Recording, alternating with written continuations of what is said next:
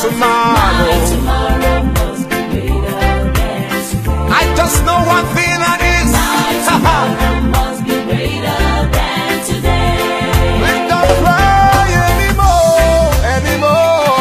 Yeah. We're singing your tomorrow. We've been in just for the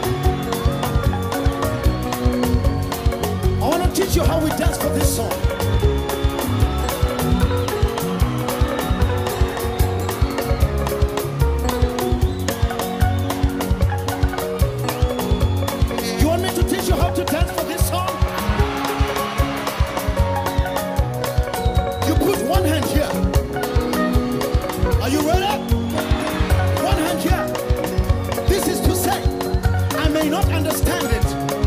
And one hand here is to say, but I still feel it.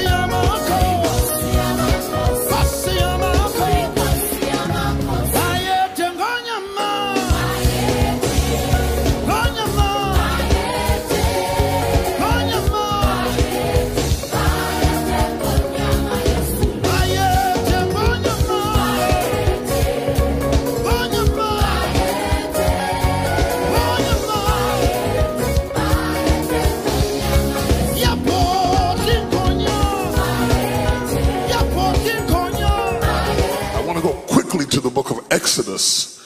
I'm excited to share with you. I've been working out of this verse all weekend, and I'm going to work out of it some more. Exodus chapter 4, verse 1 through 6. When you have it, labor to your feet.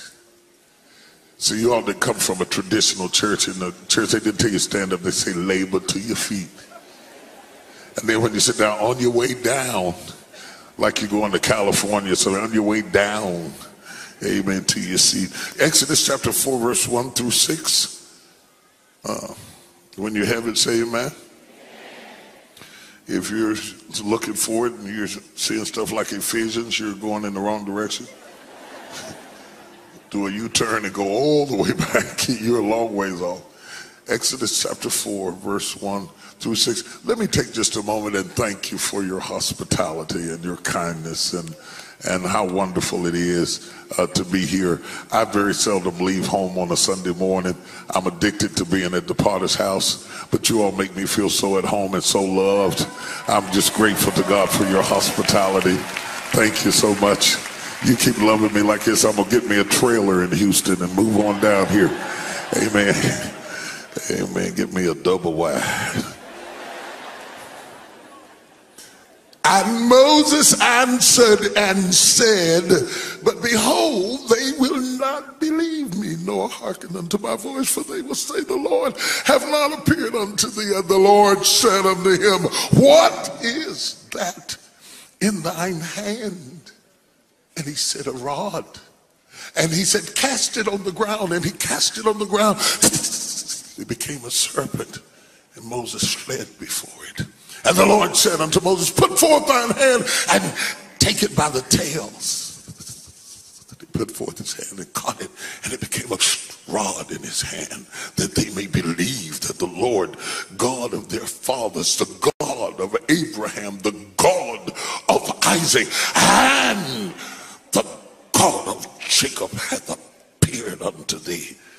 And the Lord said furthermore unto him, put now thy hand into thy bosom. And he put his hand into his bosom, and when he took it out, behold, his hand was leprous as snow.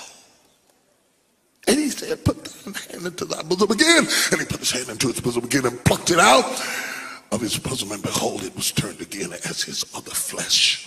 And it shall come to pass, if they will not believe thee, neither hearken to thy voice or the first sign, that they will believe the voice of the latter sign. And it shall come to pass, if they will not believe also these two signs, neither hearken unto thy voice, that thou shalt take of the waters of the river and put it on dry land, and the water which thou takest out of the river shall become blood upon the dry ground.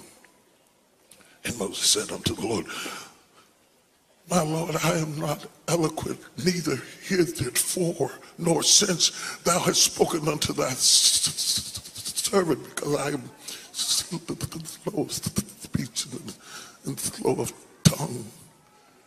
And the Lord said unto him, who hath made man's mouth? Or who maketh the dumb or deaf or the seeing or the blind? Have not I the Lord. Oh, isn't that good all by itself? God knows exactly what he's doing. I want to use a one-word subject. It is what I believe that God wants to do in your life. It is the reason that I'm here. It is the reason that you have been through tests and trials. It is the reason that many of you have been hidden for such a time as this. I believe that this is your destiny year. This is a moment in your life that God is about to activate what has been hidden heretofore. He is about to act. Somebody say activate. Somebody say activate. God is about to activate those things that have been hidden in your life. One more time, shout it, activate.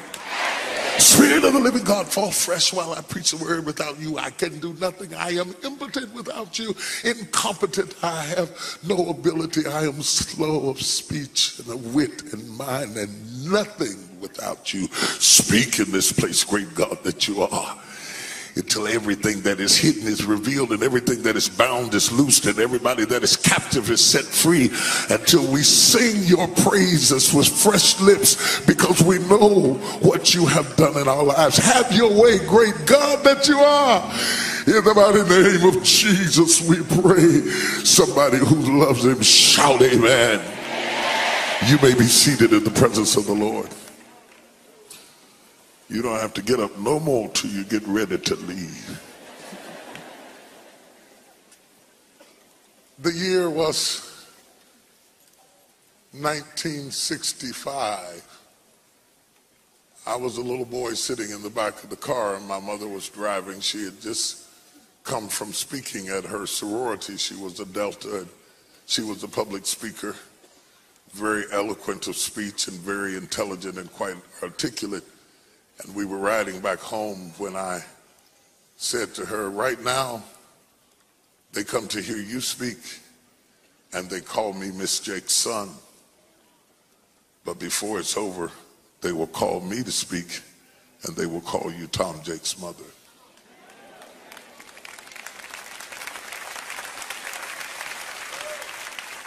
And right after this prophetic utterance, I went right back to being a little devil again, that was my job and my calling. But for that one moment, I caught a glimpse. I caught a glimpse of my destiny. I am convinced that life is not about hours or days or weeks or months or years. You might be 80 years old, but you don't remember 80 years, weeks, months. All life is a collection of moments. Moments, memories, moments. We don't really absorb time. We absorb moments. And in the course of those moments, we have what we call glimpses, destiny glimpses, where you can just see yourself someplace that you've never been. You can just sense that something is about to happen in your life, or that destiny is calling you somewhere, and you catch glimpses. Church folks call it vision. Without a vision, the people perish. And then you have a vision, you catch a glimpse. You might be sick and you catch a glimpse of being healed. You catch a glimpse of being prosperous even though you're impoverished at the moment. You catch a glimpse of being loved even though you're lonely at the moment. You catch glimpses. These are lifelines that God sends us to give us the fortitude and the latitude and the tenacity to survive where we are. Just glimpses, little lines of hope, little rays of light that promise us that where we are is not where we're going, that someday God is going to do something amazing in your life. He feeds you with glimpses.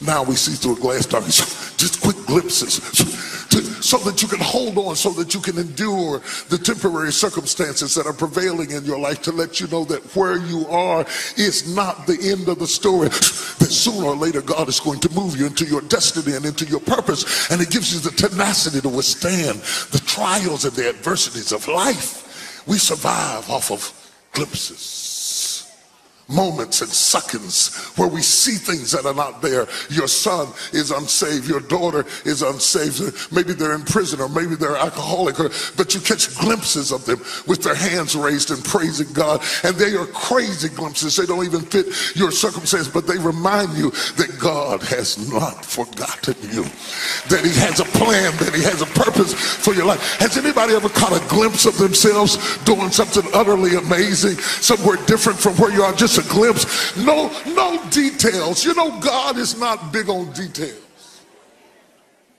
He doesn't tell you how or when or who or through what method, but he just tells you, I'm going to heal you. I'm going to bring you out. Just little glimpses. I remember one time when my wife and I first got married and I lost my job. In fact, they shut down the plant and the bottom had fallen out the economy, and I lost my position, and I was so upset. And I walked across the parking lot with my layoffs notice in my hand and tears running down my face, wondering how in the world I was going to feed my family. And it went on for about a couple of years, and I lost my lights and lost my car. They took my car. They repossessed everything. I was down to nothing, and I had to catch the bus to go up to beg the power company not to cut off the power. And when I went in to beg them not to cut off the power because I didn't have any money, and I had 2 kids and a wife and no way of feeding them, and the woman laughed in my face, and I walked down the street with tears running down my face, and I was so frustrated that I couldn't hold it back anymore, and I was literally boo-hoo, I mean ugly crying in front of everybody. You know, a little cute cry isn't too bad, but when it gets down to an ugly cry, it's a bad thing. And I was walking down the street in front of everybody with tears running down my face because it looked like it was the end, and it looked like I was going to die. And I could, in my mind, I thought, oh God, any day now we're going to be homeless, and we're going to be pushing go-karts with red socks on and blue ties, walking down the street with tennis shoes and an overcoat. In the summertime, it's going to be terrible. And all he said was, I will not suffer thy foot to be moved. And I caught a glimpse that what I was going through was a temporary circumstance, that this too would pass. That I was made for better than this, that somehow God was going to raise me up and deliver me, that he was not through with me, but these fiery trials that had come upon me were just temporary circumstances to try my faith, because the enemy was trying to convince me that what I was going through was a death sentence and a curse on my life. But God kept throwing me a lifeline saying, if you hold out, deliverance is going to come. It takes you a long time to come into a full understanding of your purpose and your destiny and where you're supposed to be. I will never forget when I took my son got ready to go to college, and the last thing I said to him before I left him is, don't you forget who you are. Because you can easily forget who you are, surrounded by other people and what they say and what they think. I wanted to remind him, I grounded you before you left. You know who you are. There's no doubt about who you are. You didn't come to this school to find out who you are. You didn't come to the other classmates and students or the people in your building to find out who you are. You don't have to climb in the back seat of a car to find out who you are, and you don't have to drive drugs up your arm to find out who you are. I told you who you are. Even when you don't look like it, don't forget.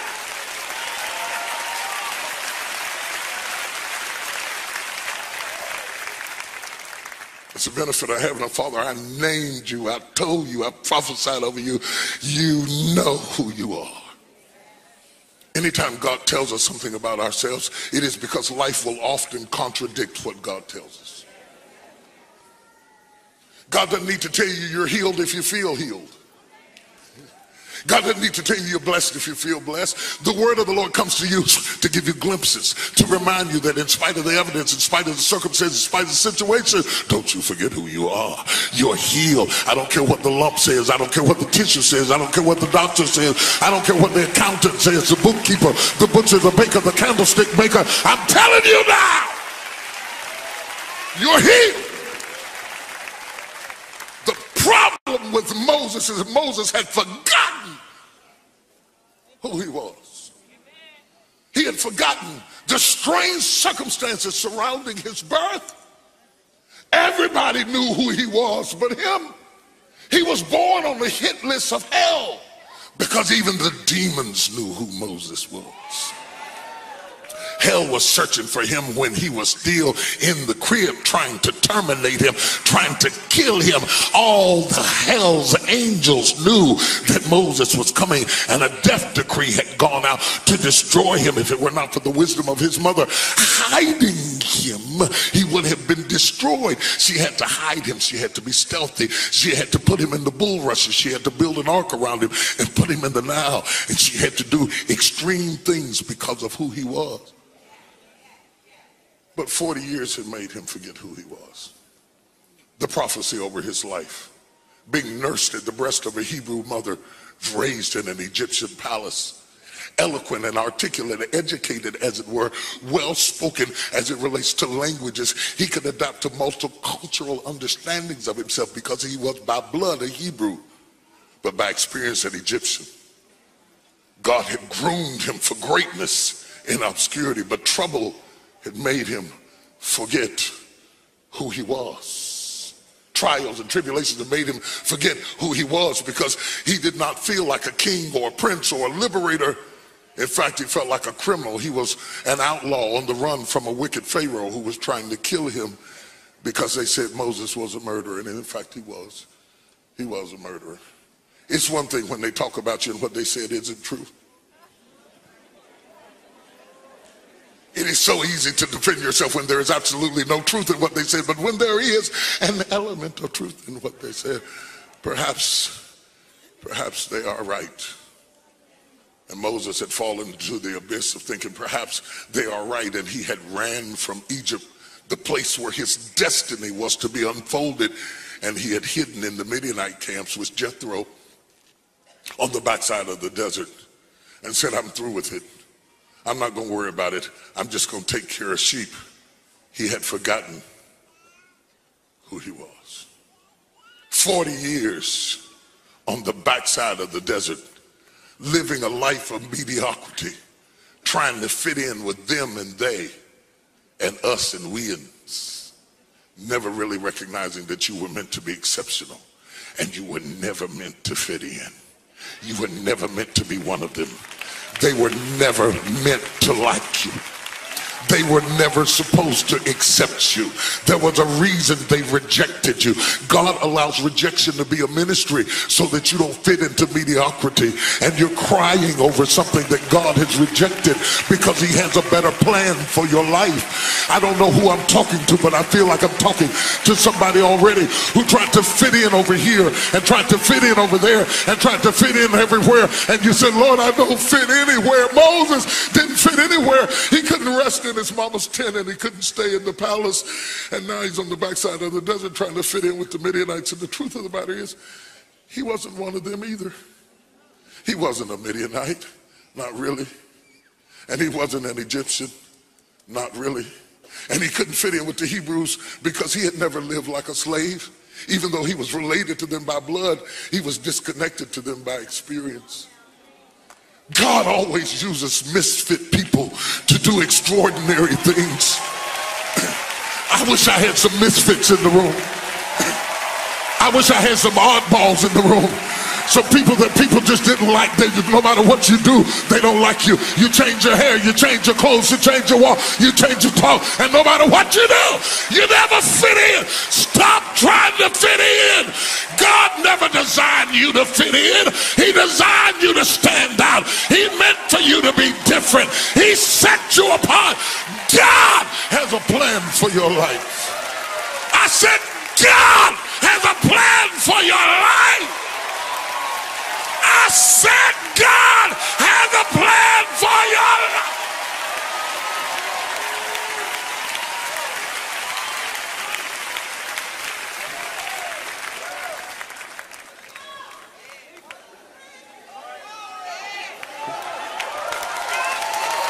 I love you right back.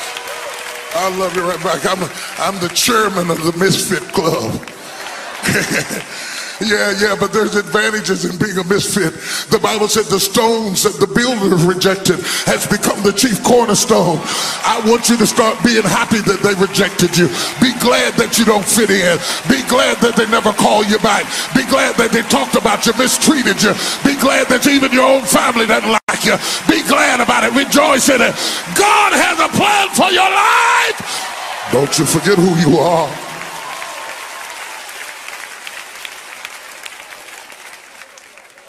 The truth of the matter is, it does not yet appear what we shall be. It does not yet appear what we shall be. In other words, the translation, that means in the Greek, baby, you ain't seen nothing yet. You ain't seen nothing yet. The Bible said, judge nothing before it's time, but judge the righteous judgment. Anybody who will see Moses in the moment of this text, he doesn't look like a king or a conqueror, a priest or a pastor. He doesn't look like a leader or a thinker. He's dirty, and he smells, and he's sweaty, and he's covered with sheep hair, and he's got sheep dung in between his toes, and he's in the desert, and it's hot, and it's dry, and he's on the backside of the desert, and he smells bad, and he looks bad, and his hair is grown out, and he's woolly, and he's unkept, and he doesn't look like somebody significant or important. He doesn't look like anybody. He doesn't look like nothing. He doesn't look like anybody that anybody would want to kill or destroy or bless or do anything with. He's just blended into the paperwork of his adversity. He has just melted into the mesh of his dilemma. He has melted into mediocrity, and he is indistinguishable from his environment until he hears a voice. And the voice says, take off your shoes. In other words, I'm getting ready to use you like you have never been used before. You're getting ready to find out why your name is Moses. You see, the name Moses means to be drawn out. That means what I put in you has to be drawn out. That means I used all of your circumstances to draw out of you what I put in you. You're getting ready to find out why you had to go through what you had to go through, why you had to go this way and not that way, why doors were slammed in your face and why you were shut down. I'm getting ready to Moses. In fact, it wasn't just Moses, it was Moses. Whenever you see God use the same name twice, like Abraham, Moses, Joshua, verily, it's a sign of a covenant. It means that whatever God has spoken in heaven, it shall be done on earth. Moses, Abraham, verily, Moses, take off your shoes, boy.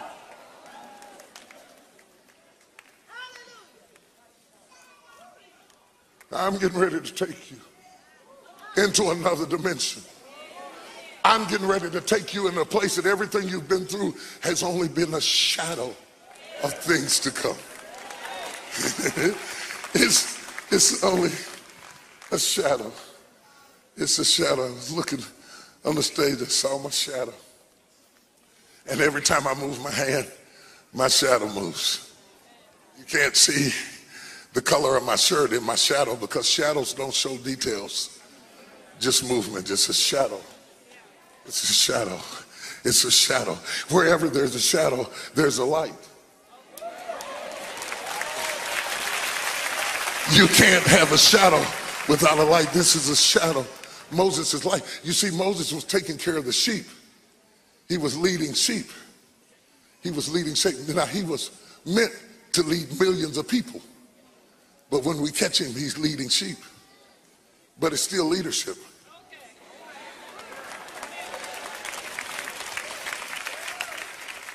Everything you have been through is a shadow of where God is taking you to. It does not yet appear what you shall be. You're underpaid, you're underappreciated, you're not evaluated, you're not recognized, you're not getting what you need to get out of it, and the enemy's trying to tell you that where you are doesn't matter, but the devil is a lie. God is allowing you to, it's a setup. Don't you see it's a setup? Don't you see it's a setup? God is allowing you to practice in obscurity what you're going to do in notoriety. God's got you on the backside of the desert right now, but he's getting ready to use you like you've never been used before, and you've been saying, how long, Lord, I'm ready, but it's not just about you being ready. Everything else has to be ready. The stage has to be set. The people have to be set. It has to be the right Pharaoh. It has to be the right time. And when everything is ready, God is going to push a button and bring you into activation and use you like you've never been used before. I don't know who God sent me here to preach to, but you've been a sleeper cell for a long time. But God is about to activate you in this last season. And that's why the devil tried to kill you last year, destroy your faith, take you through tested trials, terminate your dreams, make you give up on your hope, because even the devil knew that God was getting ready to activate you like you've never been activated before. Though the vision tarry, wait for it. In the end, it shall speak.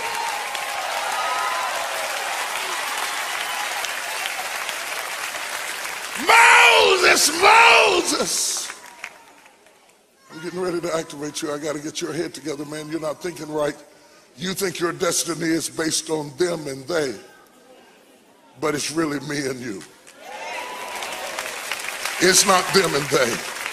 It's not whether they believe or don't believe. It's not whether they like you or don't like you. It's not whether they support you or don't support you. This is not about them, and it's not about they. This is about me, and this is about you. And as soon as you get your head on straight and understand that if I am for you, I am more than the world against you, you're going to activate and step into your purpose and into your destiny.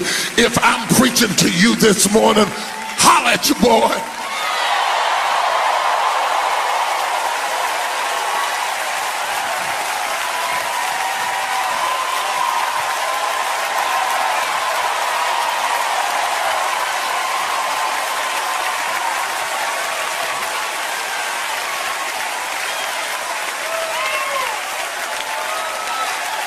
In fact, slap somebody and tell them this is my year. 2016 is my year. I've been on hold. I've been on the backside of the desert. It looked like I was forgotten. It looked like God wasn't going to use me. It looked like God wasn't going to bless me. But I came to tell hell, you're a liar. I'm about to activate like I've never been before. Shout in this place.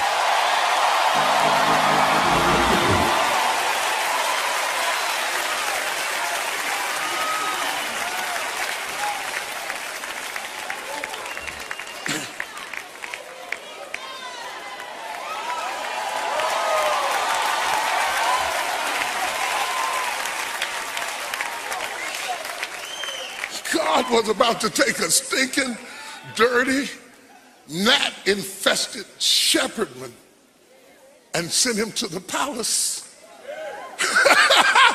He was getting ready to go to a place that he wasn't dressed for, that he wasn't shaved for, but God was getting ready to jet propel him, escalate the process, and snatch him from the desert to the dynasty of kings that ruled Egypt. I'm telling you, God's getting ready to jerk you out so fast your neck's gonna get whiplash. I'm telling you, it's gonna be a suddenly straightway supernatural miracle breaking forth in your life. I'm telling you that every day you've been waiting, every day you've been on hold was just a setup. God's gonna do a immediately, a suddenly, a straightway, a right now miracle in your life. Your enemies are gonna get whiplash trying to figure out what happened to him. When God raises you up,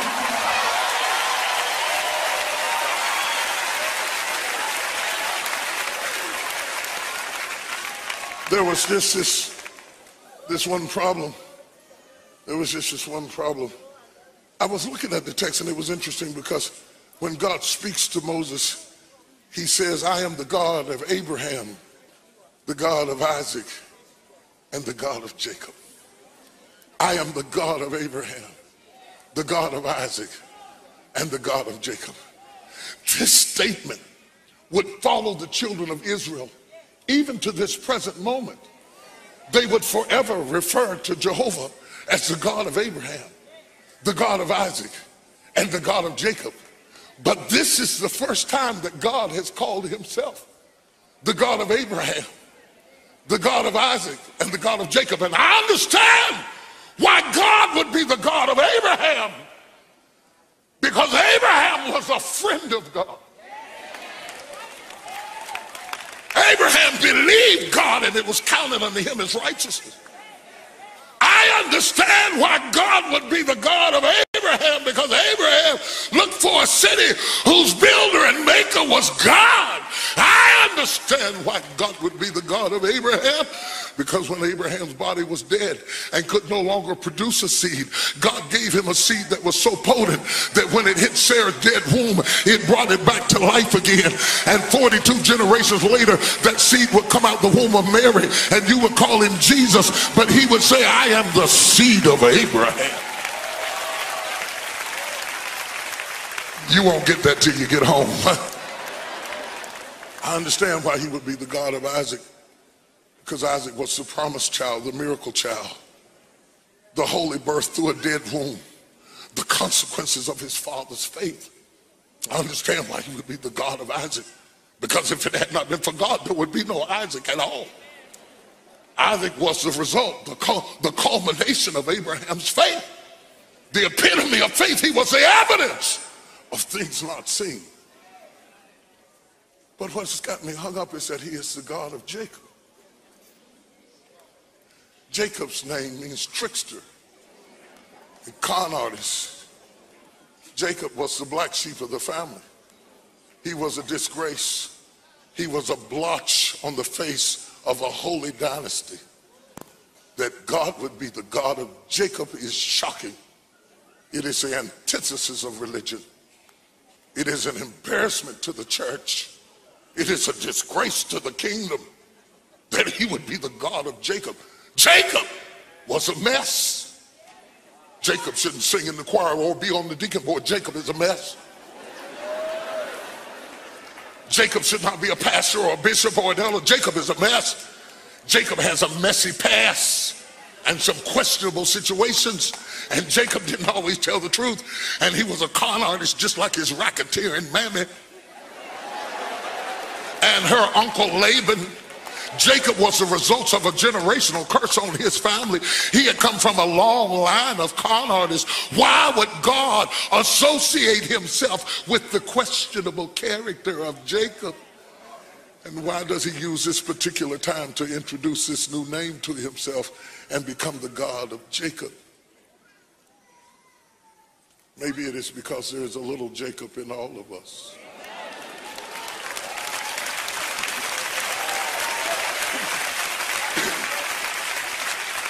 Maybe it is because God is desperate to convince Moses, I can use you. Even though you murdered a man in Egypt and you've been living as an outlaw for 40 years, I am not just the God of the nicety nice, goody good, muckety muck people. I am not just the God of the sanctimonious holy people who were virgins when they got married and lived righteous all of their life and never smoked and never drank and never chewed. I know it's about 10 of you in here that I'm describing, but the rest of you ought to be shouting me down right now. You ought to be knocking me down in the floor. You ought to be rolling around and talking in tongues. You ought to be laid out in the spirit, because if anybody looked at your background, there's no way in the world they'd understand why you'd be jumping and shouting in Lakewood on a Sunday morning. But God is a God of Abraham, Isaac, and let every Jacob shut me down in this place. Let every Jacob praise God, every recipient of God's mercy and his unchanging grace. Don't you sit there with them and they with your cute self trying to fit in with people. It doesn't matter what they think. If God's grace fell on you, give him a praise right now.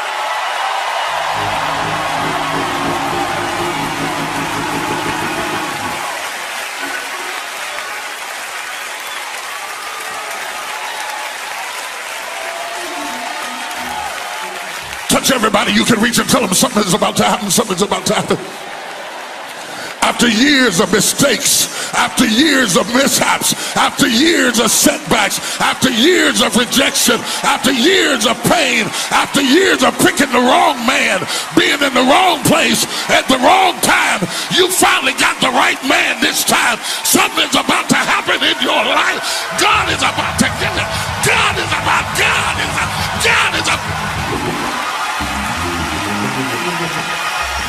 I need 30 seconds of crazy, supernatural, Pentecostal, Holy Ghost prayer.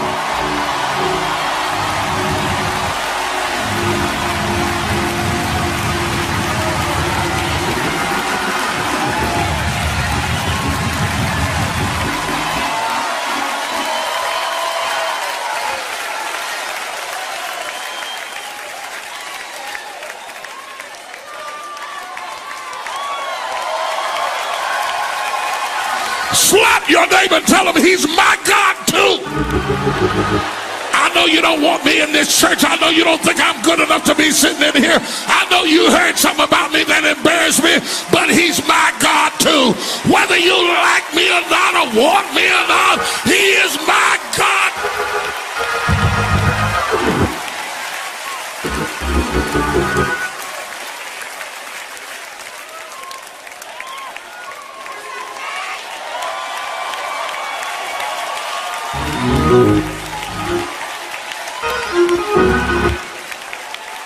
I feel the tremors of an earthquake about to hit this place. You better buckle your seatbelts and get ready for a Holy Ghost explosion. I got a feeling that somebody came here to have church this morning. Somebody came here to get a breakthrough from the Lord. Somebody's been needing a word from the Lord. You've been set back, you've been held back, you've been delayed, but you have not been denied. The Lord brought you here to get your word. You're about to activate. Give God a crazy praise right.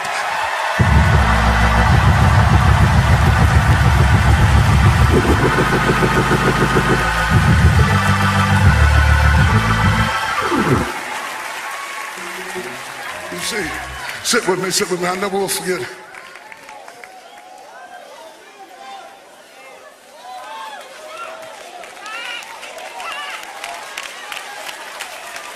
I was 17 years old, Pastor Victoria, when I first got the understanding that God had called me to preach, and I thought it was a misdial.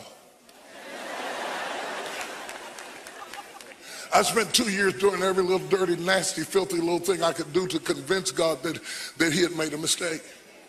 I totally backslid and left the church completely because I couldn't believe. I couldn't believe that he would ask me to do something like that. I told him, I said, you're not getting no good deal. I mean, you are really shopping in the bargain basement this morning, God. You know, the closeout special, that's what you got. I walked around Shawnee Park with tears rolling down my face, and I asked God this question. I said, God, why don't you get one of the good people? Why in the world will you ask a guy like me? This is ridiculous. I said, Lord, I was walking around the park, Marcus, around and around and around and around, trying to convince God to get somebody else. I said, I'm honored that you would ask me to do that. I really can't believe that you would ask me to do something like that. But you've asked a crippled man to run a race. And how can I run the race when my legs are broken? I'm not good enough to carry your word. I'm not like those good church people. I've done some stuff. Anybody done some stuff? I've been through some things. I've had some situations in my life that's not going to look good on my resume. And I wish you would get one of those, because I went to church with some holy people. I know they were holy because they wore white. Yeah, they wore white and they said they was holy. And Kurt, they said they was holy. They said they didn't smoke or chew, and they didn't run around with them that do. And I had done all of that, and some other stuff that I ain't gonna tell you too. And I thought he made some kind of mistake. I knew he was the God of Abraham, and I knew he was the God of Isaac. But the question was, could he be the God of Jacob too? Why does God choose this time to introduce himself as being the God of Jacob? And why did God say the God of Jacob when God had told Jacob that his name was not Jacob?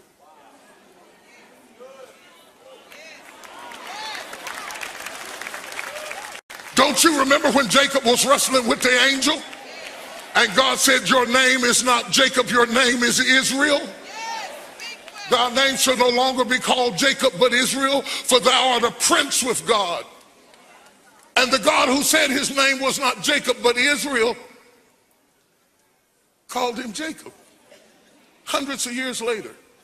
See, Israel was the best part of Jacob, and Jacob was the worst part of Israel. And God, when he told him your name is not Jacob, but Israel, he was calling him to be the best part of himself. To renounce the Jacob, the trickster, the con, the supplanting part of himself. It seems like to me that God should have said, I am the God of Abraham, Isaac, and Israel. Especially when he said, don't call yourself Jacob anymore. Why does God call himself the God of Jacob? Why does he do it in front of Moses, who's backslidden?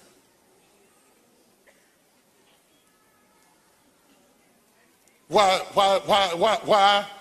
does God call himself the God of Jacob to activate a Moses who was a murderer? And why does God call himself the God of Jacob? You will find out because Moses said, I cannot speak for you, Lord. I don't mind going for you, but I can't speak for you. Why don't you get one of the good people? I'm not worthy. I cannot speak. I am slow of speech and I am not eloquent.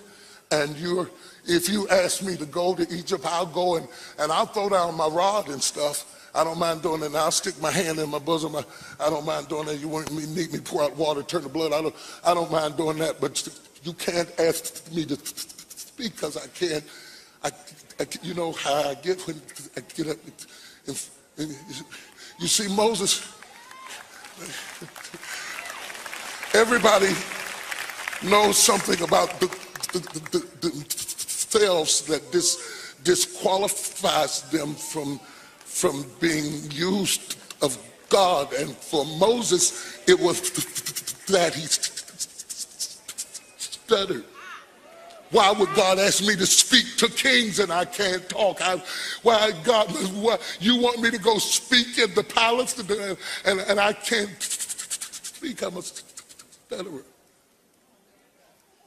I don't know who it is in this room, but God is asking you to do something that you think you cannot do. He's asking you to be something that you think you cannot be.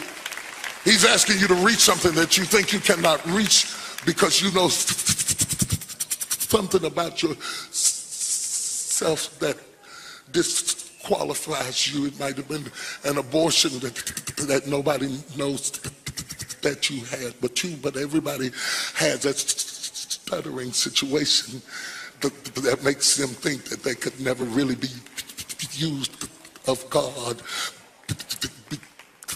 because you stutter.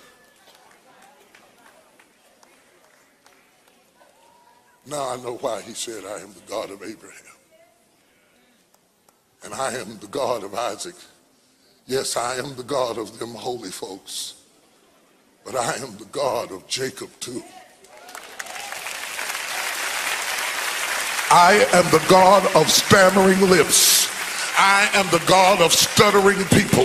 I am the God of people who made mistakes. I am the God of people who've been to jail. I am the God of people who had babies out of wedlock. I am the God of people who've had an abortion. I am the God of people who've been through a divorce. I am the God of people who were not pure when they got married. I am the God of people who've been through bankruptcy. I am the God of people who didn't graduate from college. I am the God who's been around the block. I am the God of people who've been on drugs and been drinking and hooked on prescription drugs. I am not just the God of the high and the mighty and the righteous and the pure and the holy and the important and the prestigious. I am the God of the people that everybody rejected and denied and thought they would never be nothing. And if you will allow me, I will do marvelous things in your eyes. I called you, I equipped you, I sent you. The hand of the Lord is upon you. I don't know, I feel like I'm talking to somebody out there. God is going to use you. Stutter. And I'll lift your hands right now. Lift your hands right now all over this building. God is about to use you in areas of deficiencies and vulnerabilities and insecurities and intimidations. He is not just the God of Abraham and the God of Isaac. He is the God of Jacob.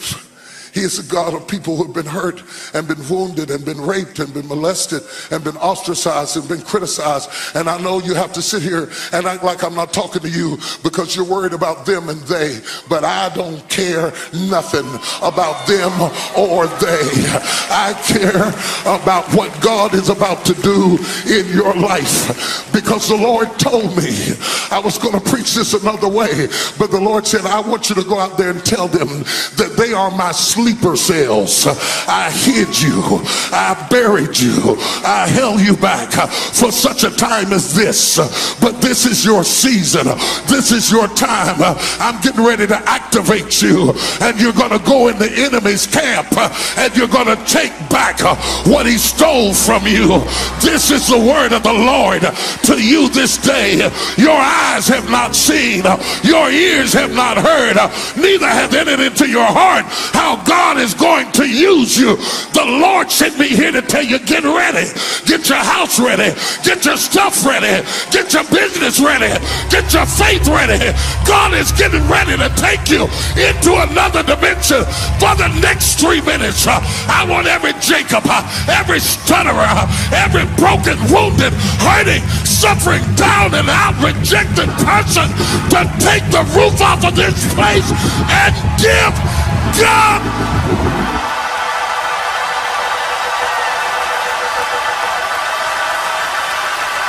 I can't hear you. I can't hear you.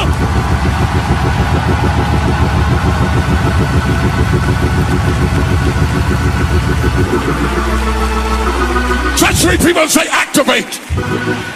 Yeah. Activate. Activate. God's getting ready to stir up your gift. He's getting ready to stir up your gifts. God's getting ready to stir up your gifts. He's stirring up stuff that's down inside of you. There's another preacher in you. There's another writer in you. There's another thinker in you. They don't even know who you are.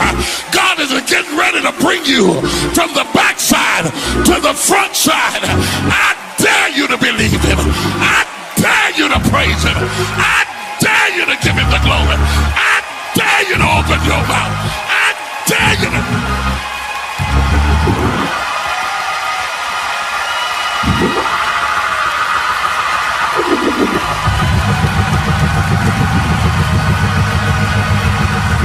I feel a dance in Lakewood. I feel a shout in Lakewood. I feel a shout of victory. Let everything that have breath.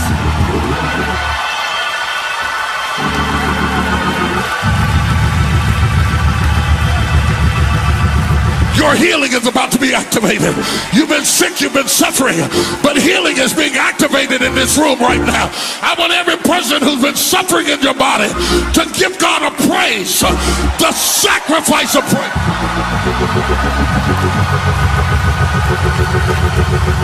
Your deliverance is activated. Your power is activated.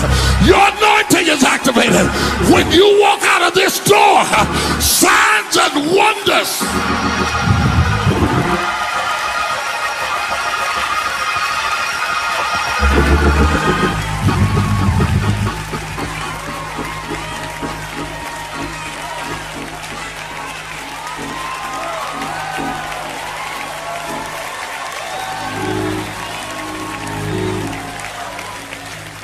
Whoever I'm preaching to, you think you came to get a message, but what you're going to get is a blank check. God said, I am that I am. I'm going to be whatever you need me to be. Whenever you need a healer, I'm going to heal you. Whenever you need provision, I'm going to provide for you. Whenever you get in a fight, I'm going to fight for you. Whoever I'm preaching to, the enemies that you see today, you shall see them no more. The battle is not yours. It belongs to God. This is your season. And if you praise him, You're going to activate your deliverance right now.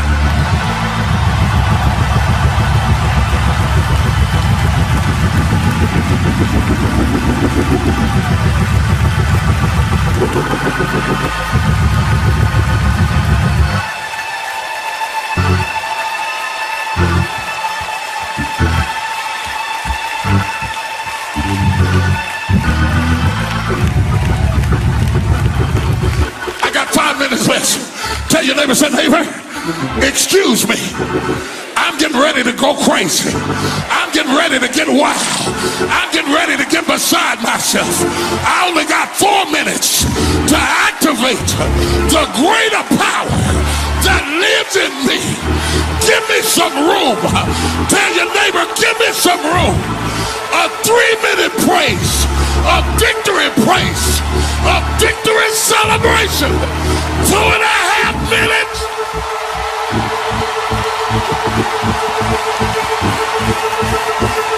A minute and a half.